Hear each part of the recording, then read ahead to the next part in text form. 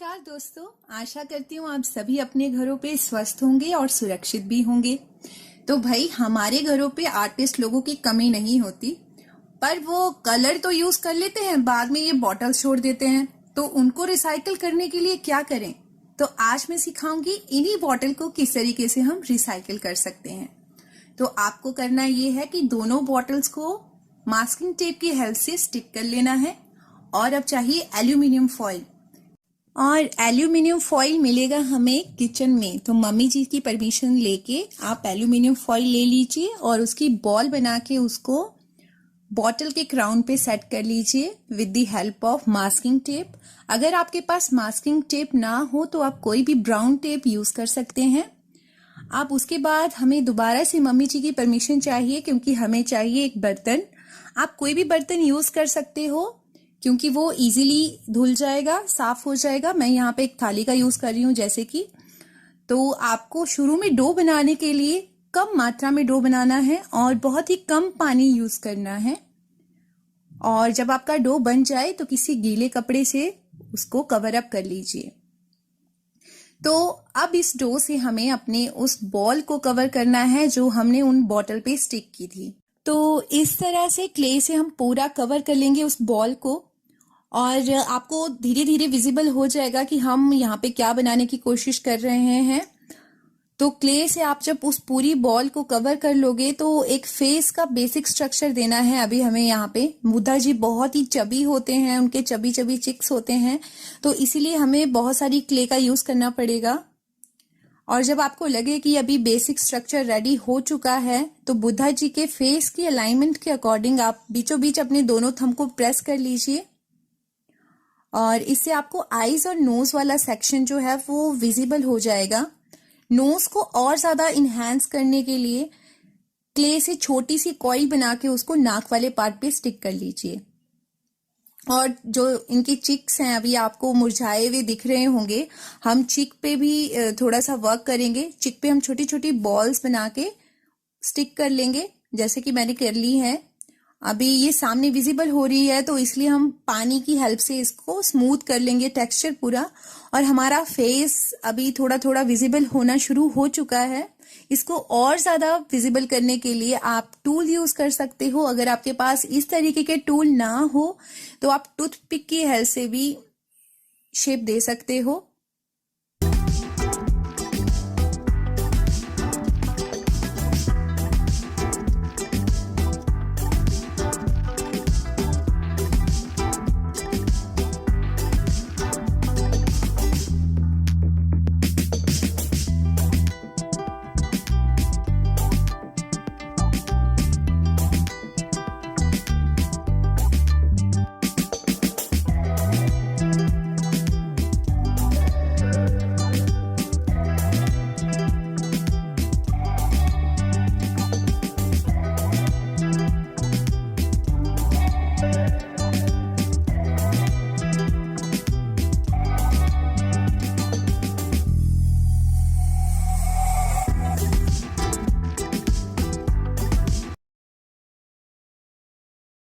Face बनने के बाद अब वॉल पुट्टी की छोटी छोटी कॉइल्स को ईयर्स वाली पोर्शन पे स्टिक कर लीजिए। अगर आपने अपने बुद्धा जी को रेस्ट पे छोड़ा था तो वॉल पुट्टी का गाढ़ा घोल बना के उसको कान वाले पोर्शन पे पहले लगाइए, फिर उसके बाद अपने ईयर्स को स्टिक कीजिए। इस तरीके से आपको वॉल पुट्टी से पूरी बॉडी को कवर कर लेना है।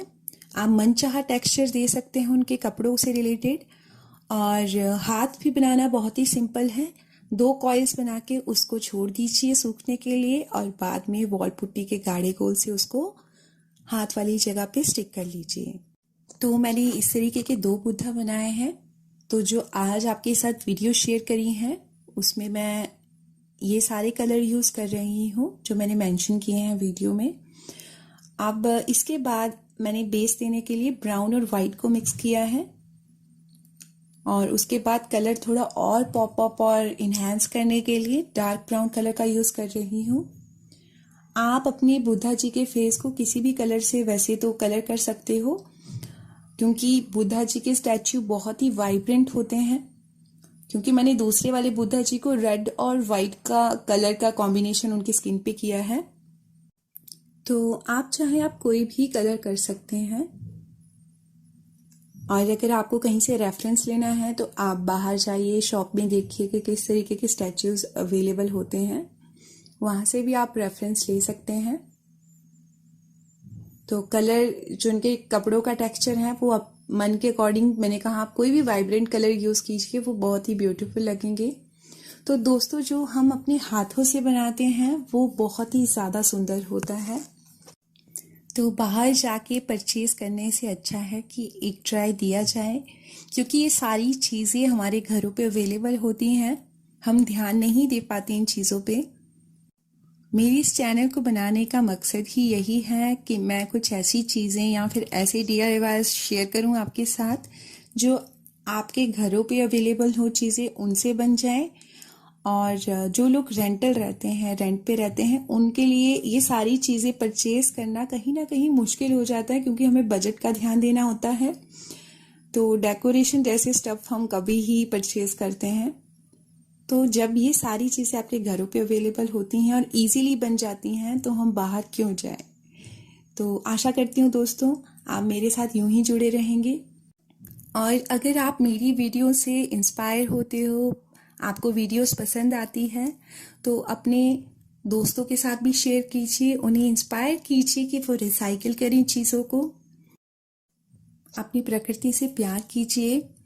आपके आसपास ट्रीज होते हैं, उनके लिए गर्मियों में पानी और खाना दीजिए। पर्यावरण को साफ रखिए, छोटों को प्यार दीजिए और बड़े बुजुर्गों को सम्मान दीजिए। इसी शुभ मंगल कामना के साथ दोस्तों, मैं आपसे विदा लेती हूँ। अब मुलाकात होगी किसी और वीडियो में एक दूसरे DIY के साथ। तब तक के लिए धन्यवाद।